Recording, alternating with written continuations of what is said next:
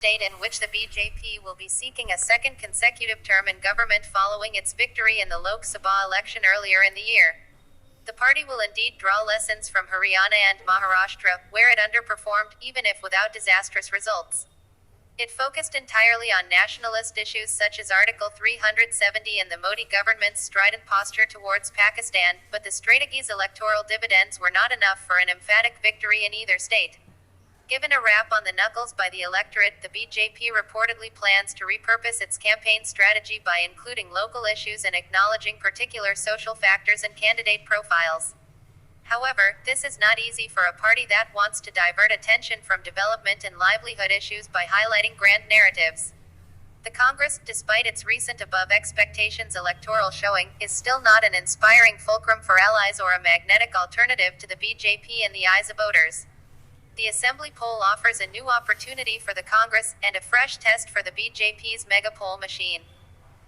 Jharkhand has a significant tribal population and 28 of the 81 assembly seats are reserved for them.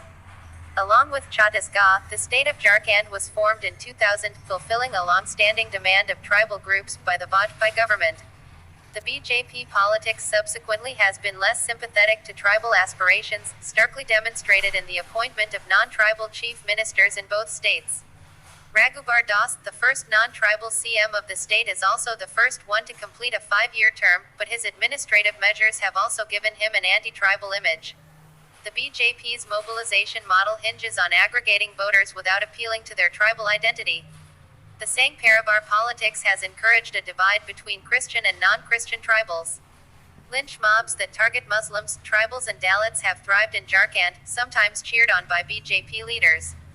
The challenge for the Congress is to attempt a big tent coalition of social groups through alliances and internal mechanisms. It cannot lose any time in firming up an electoral understanding with the Jharkhand Mukti Morcha if it is serious about confronting the BJP. There are unique development challenges that remain unresolved in Jharkhand, despite its formation as a separate state 2 decades ago. The assembly election campaign is an appropriate opportunity to bring these issues to the forefront.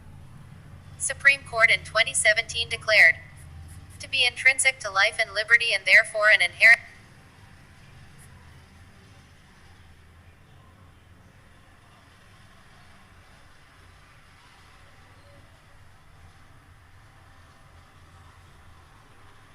Pegasus misadventure on WhatsApp snooping scandal. By Editorial. November 3, 2019, 5:11 p.m. The government's reaction to messaging platform WhatsApp's revelation that Indian journalists and human rights activists were among some 1,400 people globally spied upon using a surveillance technology developed by Israel-based NSO Group is inadequate and, more unfortunately, far from reassuring. Thursday's disclosure by Facebook-owned WhatsApp, which is suing the Israeli company in a California federal court for the hack, is a chilling reminder that nothing is private in the digital world, given the right tools. In this case, a malicious code, named Pegasus, exploited a bug in the call function of WhatsApp to make its way into the phones of those select users, where it would potentially have had access to every bit of information. But the disclosure raises a more worrying question, on whose directions were the Indian journalists and human rights activists spied upon? There are a few reasons why this question is important. 1. This was not done with money in mind. 2. As the NSO says on its website, NSO products are used exclusively by government intelligence and law enforcement agencies to fight crime and terror. The NSO, by its own admission, sells its service only to government agencies. 3. Those targeted include civil rights activists, lawyers, and journalists. Notably, some of them have legally represented activists arrested in the case related to the violence in Bhima Koregaon in 2018. Lawyer Nihal Singh Rathod, academic Anand Teltumda, Dalit activist Vivek Sundara, and human rights lawyer Jagdish Meshram are some of those who have been targeted by Pegasus. Who would have wanted to snoop on them? Watch, explained Pegasus, the spyware that came in via WhatsApp. It is, therefore, extremely important for the government to clear the air on this issue in no uncertain terms, especially when WhatsApp had given information to CERTIN, a government agency, in May, even if without any mention of Pegasus or the extent of breach. It is all right to ask WhatsApp, as the government has done, as to why the breach happened and what it is doing to safeguard the privacy of its users in India, estimated to be around 400 million. In separate statements, Information Technology Minister Ravi Shankar Prasad and the Ministry of Home Affairs have expressed concern about privacy breaches while at the same time hinting that this issue is being politicized and an attempt is being made to malign the government. This is hardly a trivial issue, as it concerns the digital well-being of citizens, the very thing this government says it wants to promote.